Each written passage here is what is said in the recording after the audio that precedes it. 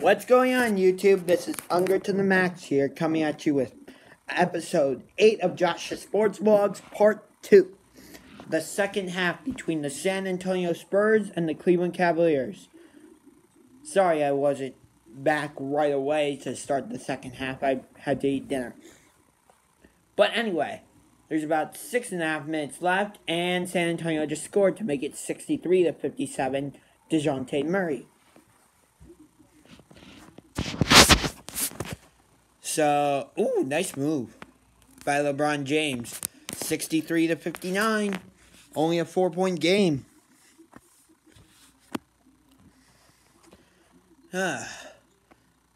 Murray over to Pau Gasol. Down to who else? LaMarcus Aldridge. Aldridge with the running hook shot hits it again. What else is new?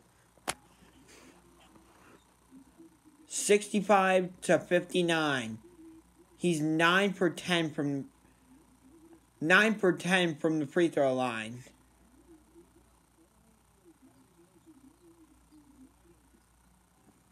And here comes San Antonio again. And guess what? They go to LaMarcus Aldridge again. And guess what? He makes another basket again. And he's fouled again. I know, I sound like a broken record.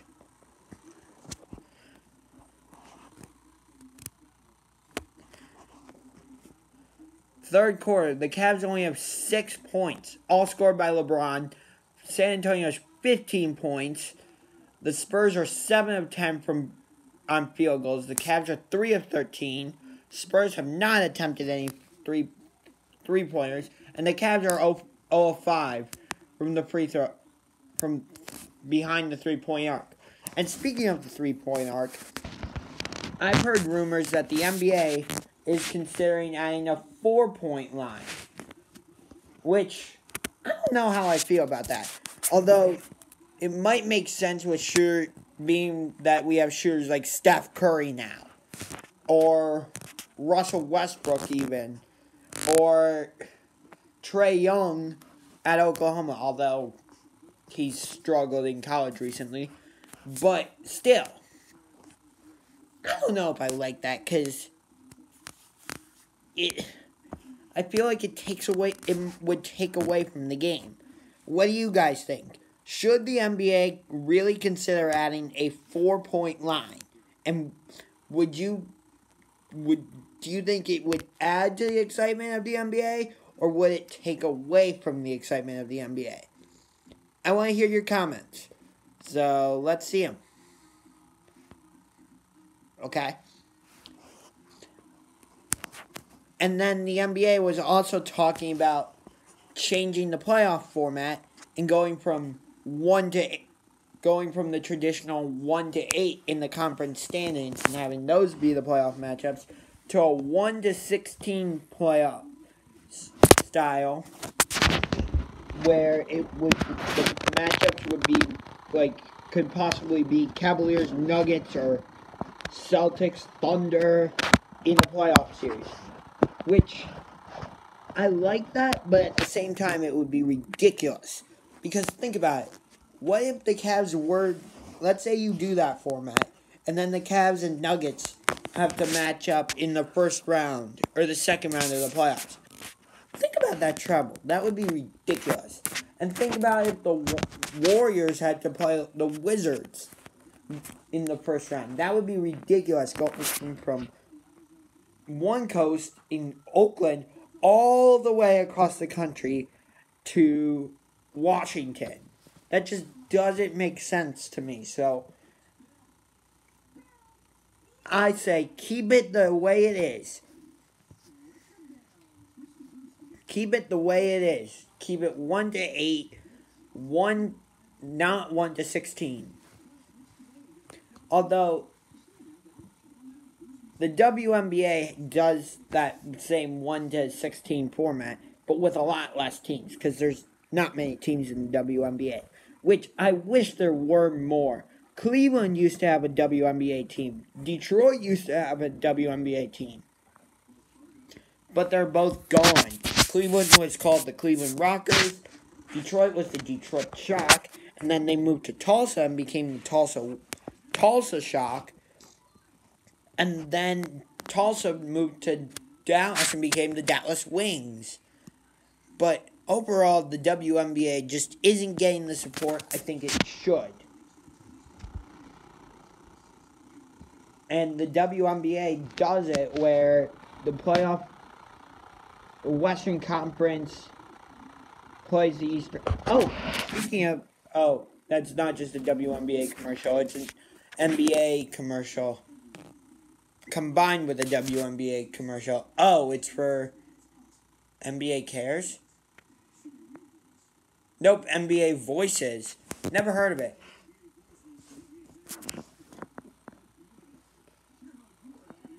So I'm going to let you guys watch some of the game for a little bit.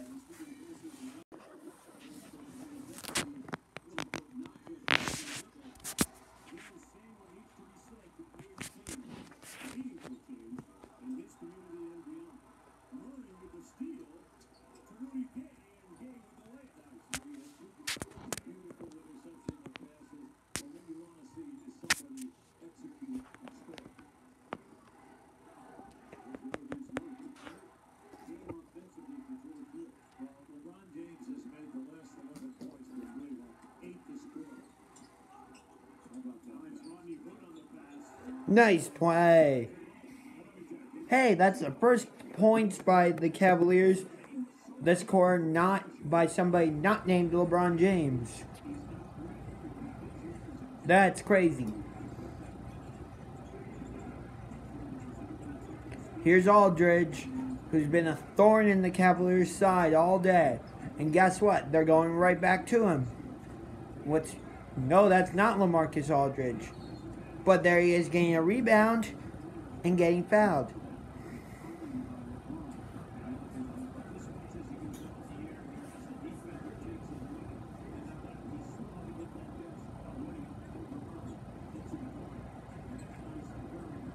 Nice pass.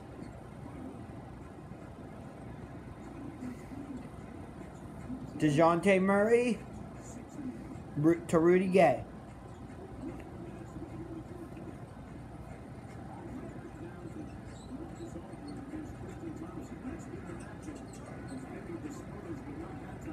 Aldridge has been destroying Tristan Thompson.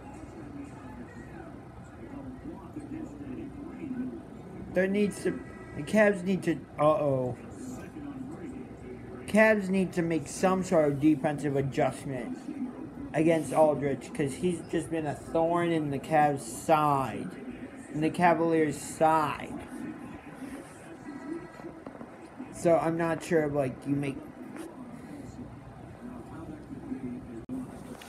the Cavs need to make some sort of defensive change. Again, defensive adjustment, I should say, against LaMarcus Aldridge. Whether that's putting somebody else on him, double teaming him when he gets into the post, something like that. Because he's just been dominating. He's been dominating Tristan Thompson down low on the blocks. Rudy Gay to Danny Green. Oh, it's Pau Gasol going in the post again and hitting. 69-63 San Antonio. Why does it seem like LeBron usually struggles against the Spurs no matter what? Whether it's in Cleveland or in San Antonio. It seems like LeBron seems to struggle against the Spurs. He got, for example, in 2007, although we didn't have a great team, and LeBron pretty much carried us, but the Spurs swept us. 2013, the only reason LeBron got a championship against San Antonio that year was because Ray Allen hit that crazy three-pointer near the end of Game 6. And then 2014, the Spurs just blew away Miami with their ball movement. Miami was lucky to win Game 2 in San Antonio.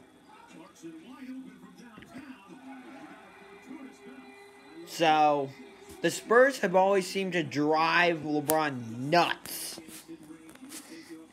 And here's Tony Parker, who usually starts for San Antonio. The Spurs are 7 of 16 with 3-pointers today, and the Cavs are 4 of 21. Gasol, what type of moves was that from Gasol trying to do a around-the-world move? That was weird. That was really weird. I don't know what that was.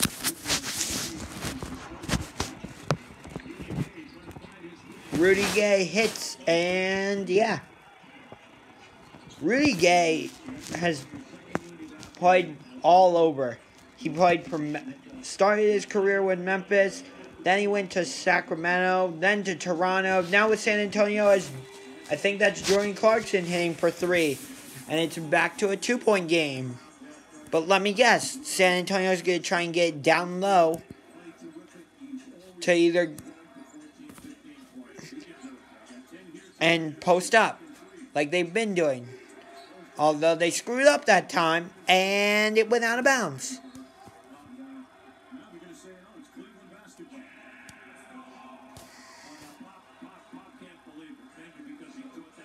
(71-69), 2-point game.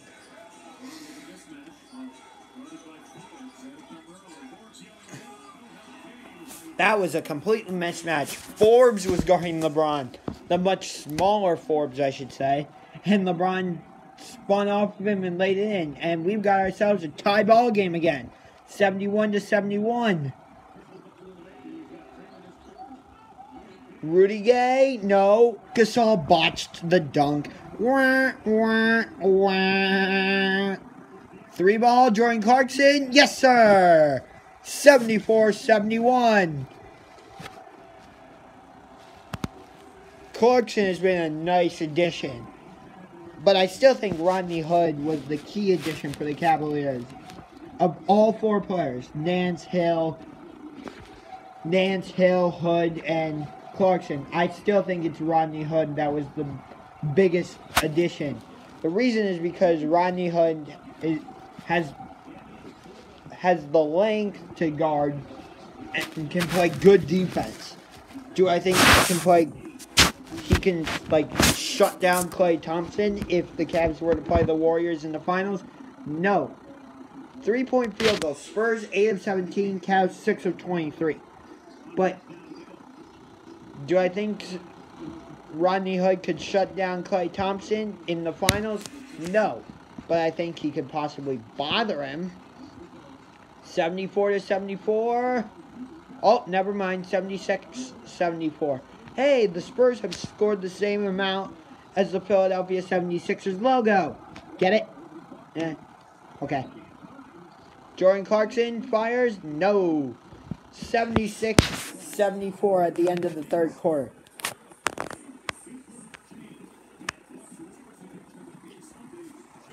And we are going to the fourth. 76-74, San Antonio.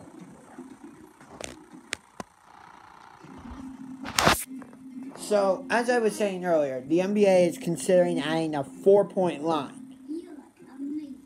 And I'm not sure how I like that, as I said. Because of guys like...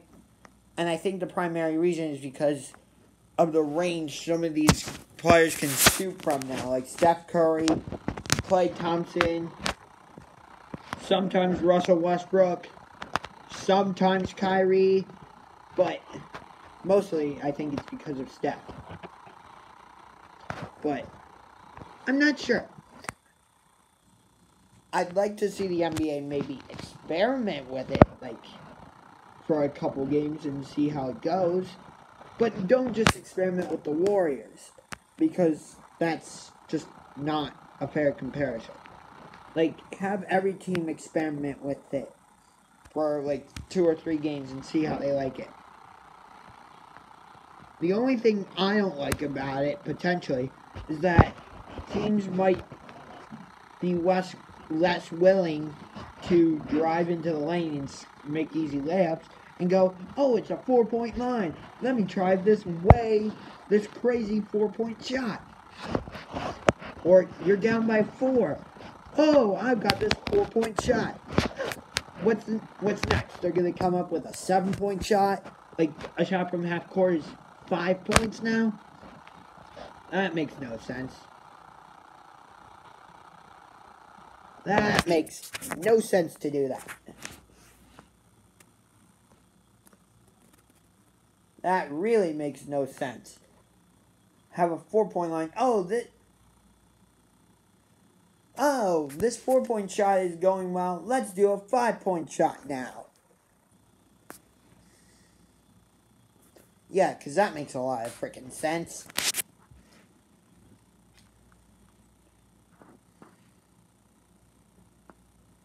Why is... I'm watching a little bit of UConn and Memphis. And there are their national championships. 1999, 2004, 2011, 2014. Which, I am a UConn Huskies basketball fan, but... It's weird. UConn will go through the men's team. UConn will go through have these, like, 1-year things where they're, like, fantastic and win the national championship. And then next year, and then the seasons after, they're just like, blah. I don't get it with this team.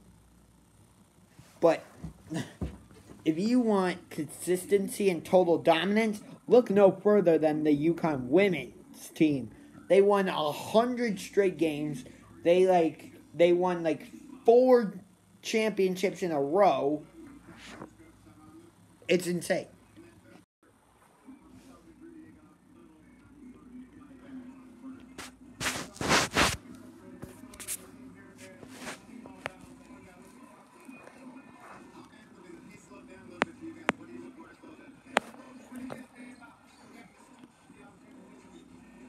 Hang on 1 second.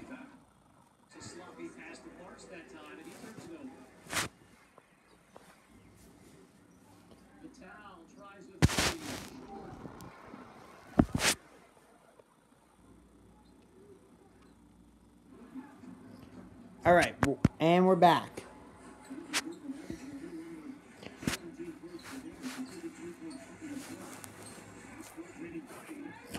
Danny Green fouled on a 3-point shot. The Cavs have been doing this a lot this game.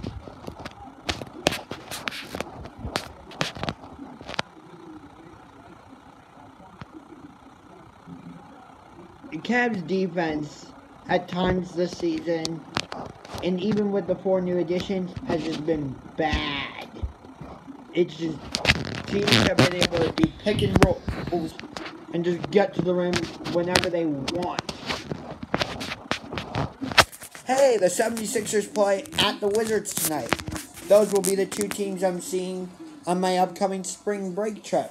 It'll be the 76ers against the Charlotte Hornets in Philadelphia, and it'll be the Indiana Pacers taking on the Washington Wizards in Washington. And that'll be arenas number 19 and 20. But I still have to go back to Minnesota because that game got canceled. 79-74 San Antonio. Clarkson bringing the ball up against DeJounte Murray. Korver runs through a pick. Clarkson, what type of pass was that? That was a horrible possession. And DeJounte Murray gets the easy layup, and it's now 81-74. That was a horrible possession by the Cavs. And San Antonio has a 10-0 run going. And they're winning by 7. Nice pass out by Murray, out to Rudy Gay, to Gasol. Nearly stolen. Oh, guess what? It's another foul by the Cavs. What a surprise.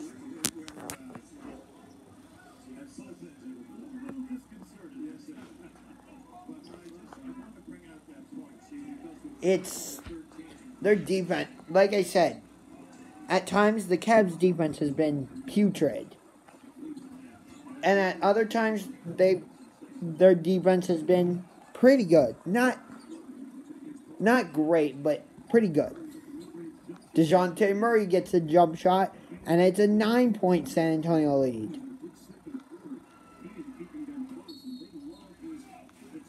And timeout Cleveland, and rightfully so. The Spurs are on like a 12-0 scoring run or something like that. And now it's a 9-point game.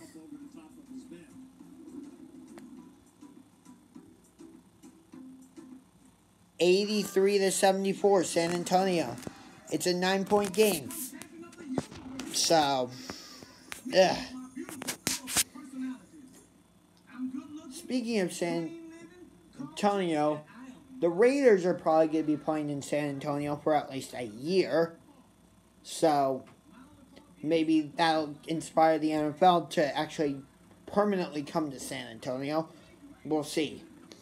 But eventually the Raiders will move to Vegas. Ugh. I don't get it. Why is Vegas suddenly getting all these teams? Like, Vegas has an expansion NHL team now, the Vegas Golden Knights. The San Antonio Stars of the WNBA moved out of San Antonio and went to Vegas and became the Las Vegas Aces, and soon the Raiders are going to be moving to Las Vegas and become the Las Vegas Raiders, or maybe they'll adopt a new team name and logo and colors and all that. But why has Las Vegas suddenly become this hotbed? I don't get it.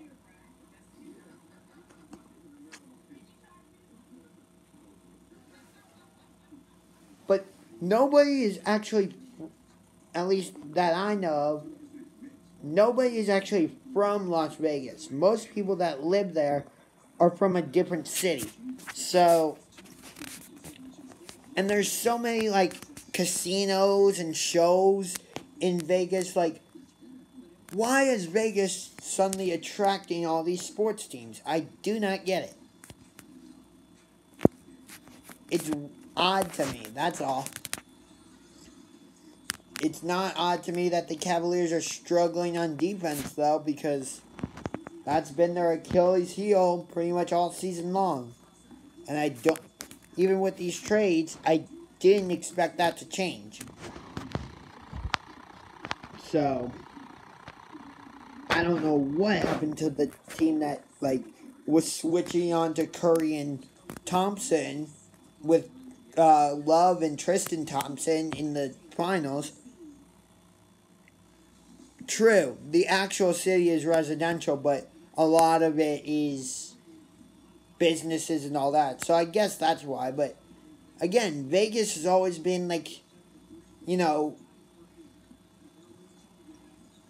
Vegas has always been known for shows and casinos, not sports teams. Dang, Danny Green can bury those 3-pointers.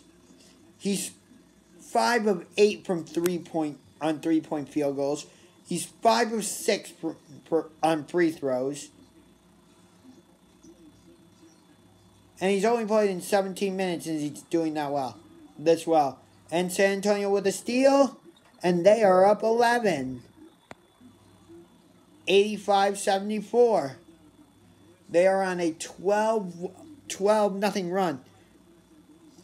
He's a 3-and-D role player. Yeah, but Danny Green is also good at getting easy layups as well. So, and LeBron James checks back in for Larry Nance Jr. because right now the Cavs need him because they're struggling. They are struggling badly. Wait, Slight Shaboni, are you a Cavs fan?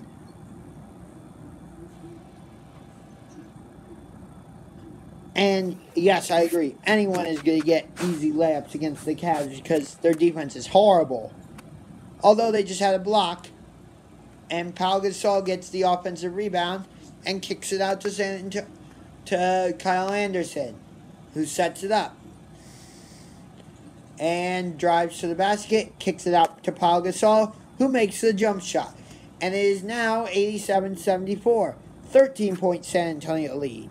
Spurs are trying for the season series sweep of the Cavs, which would be eerily similar to when the Cavs got swept in the 2007 NBA Finals, although both teams were very different back then. Like the Cavs had Larry Hughes, Eric Snow, Donyell Marshall, Drew Gooden, Zydrunas Ilgauskas. San Antonio had Bruce Bowen, Michael Finley, Tony Parker, Tim Duncan, Fabrizio Oberto, Bruce Bowen, Manu Ginobili. Hey, the Cavs actually made a shot. Ending the 16-0 scoring run, it's 87-74. Or 87-77. I don't know if Sasha Pavlovich was with the Cavaliers in 2007. I know he was with us in 2009. But I don't remember if he was with us in 2007.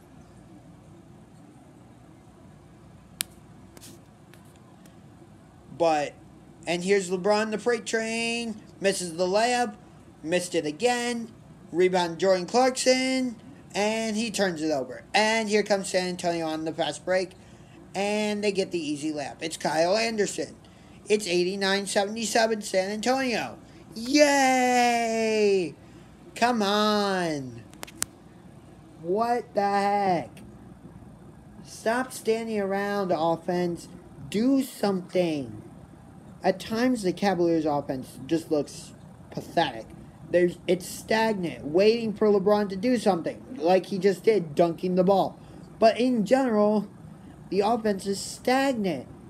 They don't do anything. They just stand there and go, okay, I'm going to wait for LeBron to drive to the basket and then pass it out. And that's all. I've never really seen any ball movement with the Cavaliers on offense. Oh, Scott Pollard was also on the 2007 team. Let's see. Scott Pollard, Donyell Marshall, Larry Hughes, Eric Snow, Ira Newble, what was his name? Sasha Brown, I think? Something like that. Ira Newble. I think maybe Sasha Pavlovich was with the team.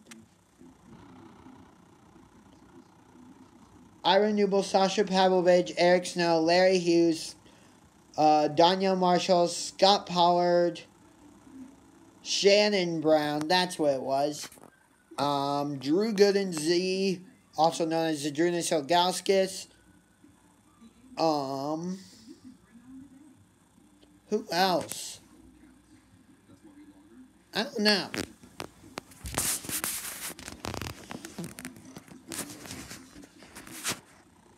I don't know.